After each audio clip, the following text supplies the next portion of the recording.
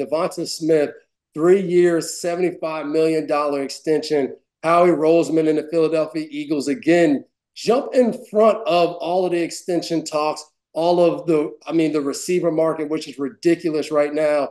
I thought it was a great idea. Like, why sit there and get to a point where we might have to tag a guy? Now, he's unhappy. We're not sure if he's going to show up for off season, if he's going to even show up for training camp. Is he going to hold in and just run routes on the side? I think it's genius to jump in front because, DeVonta Smith now gets guarantee money to put in the bank, money he can invest, all those good things. And the Eagles now, in 2 or 3 years, they feel like they found a guy that a lot of guys watching will be, he's underpaid because of what the receiver market jumps to. So I think it's awesome when you see these things happen for players and for teams.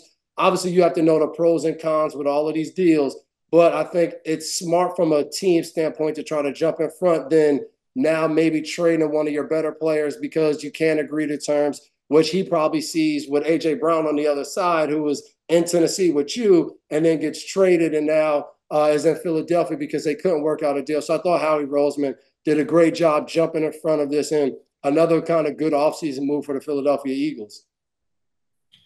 Yeah, I love this move, and it's because I love the guy. And, I train with DeVonta Smith. I train with him coming out in Tampa. So we have the same trainer, and this kid came out to win the Heisman and the national championship that year, and he came in and he was working. I'm talking about a dog and his work ethic. And you know me, I can run for days in terms of conditioning, and I like to set the tone in the gym. And he was right neck and neck with me. Then he was doing releases right after. And I called Joe Judge. I was on the New York Giants. I said, we got to get this guy, DeVonta Smith. I said, he's a guy.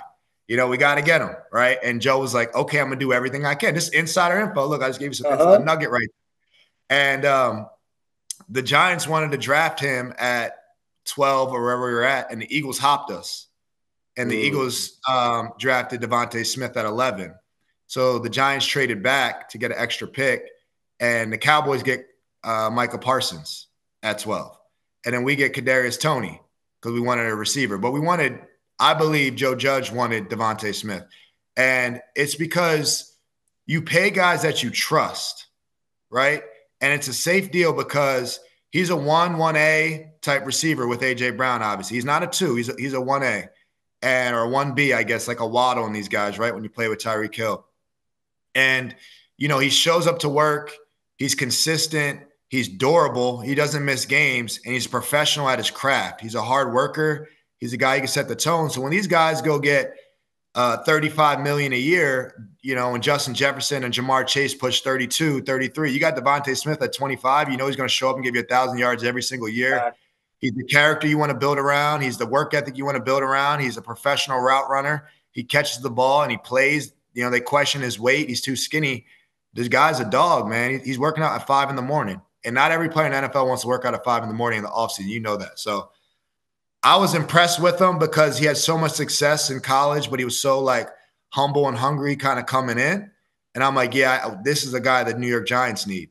And now the Giants have to play against him. And you pair him with A.J. Brown. You got a great duo there, but I think he's paid right where he should be in this market at top tier money. But there's gonna be some guys that push this to $35 million pretty soon, so I think he's right where he should be. Yeah, how was that, right? You call up Joe Judge and you're like, man, we got to get him. And then the next year, not only do you not get him, he goes to the Eagles. What was it like playing against him? What challenges did he bring? What was that feeling? I think he's just consistent at every layer of the game.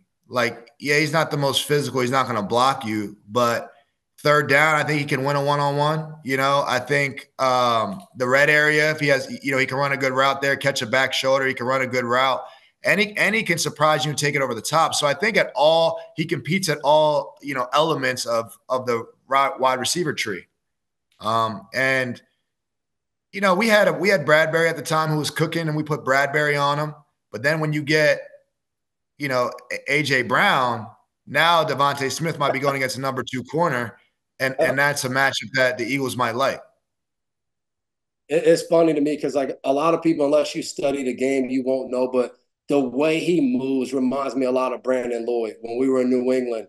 Just skinny guy, gets in and out of breaks. He, to me, is a better Brandon Lloyd of just ball skills and how to kind of get open. I think he has a little bit more in his toolbox. But Brandon Lloyd, if you were in the NFL and you had to defend, he was a hard matchup week in and week out. Just didn't have the name recognition, but very similar to me to Smith, of like guys that have good speed, not like 4-2 guys that'll just take off on you, but just great route runners, know and understand what defenses you're in and get open at a high level. I love watching Smith, and I think what you said, him and A.J. Brown together is a nightmare for defensive coordinators of trying to game plan of what do you do? Do you have two corners that match up perfectly for them? How do you handle the situation? So nightmare. And you mentioned it, these other guys are about to take this market to a whole nother level. When you talk about, you start off with Justin Jefferson and Jamar Chase and what they're going to do. But then you have a situation in San Francisco. You have Brandon Ayuk, who's kind of sitting there like, trade me. And I know all the New England fans watching are like, get Ayuk. T. Higgins, who has come out and said, hey, I think I'm going to be in Tennessee. But you look at this list, like these are all top guys in the NFL that we're not sure if they're going to be where they are right now, which to me is why, like we said earlier, this Smith deal is so good in Philadelphia. Yeah, I agree. I think DeVonta Smith's smart. Like, look, someone's got to go first, right? And CD's agent, Justin Jefferson's agent, maybe Ayuk, T. Higgins, Jamar Chase, they're like, man, I'm going to wait because we know as the market grows, the next receiver gets more and the next receiver gets more. But in a DeVonta Smith way, he's like, man, I'm not sweating that. I'm going to lock in what I can get. It's a good deal for me. And I'm going to be lock and loaded. I'm going to produce. And in 2 years, I'm going to get another deal when the market's even higher. I think he's just that consistent type of player that is only going to improve. And that's solely because of his work ethic, behind the scenes, which I got a, front row seat right next to him, neck and neck in these workouts for years. I mean, not too many rookies are coming in when they're in that draft process. These guys have so many visits. They're barely working out. They coming out of shape. A lot of first-round rookies coming out of shape. DeVonta Smith did not come to the Eagles out of shape. He came in and was the best receiver day one that he stepped foot on the Philadelphia Eagles until A.J. Brown got there. So I think that just shows you his professionalism. And I love the guys that, do it the right way, on and off the field. And he's going to continue to have stacked, consistent seasons. Hi, I'm Mike Tirico, and thanks for watching. Make sure to hit subscribe for the latest news and highlights from NBC Sports.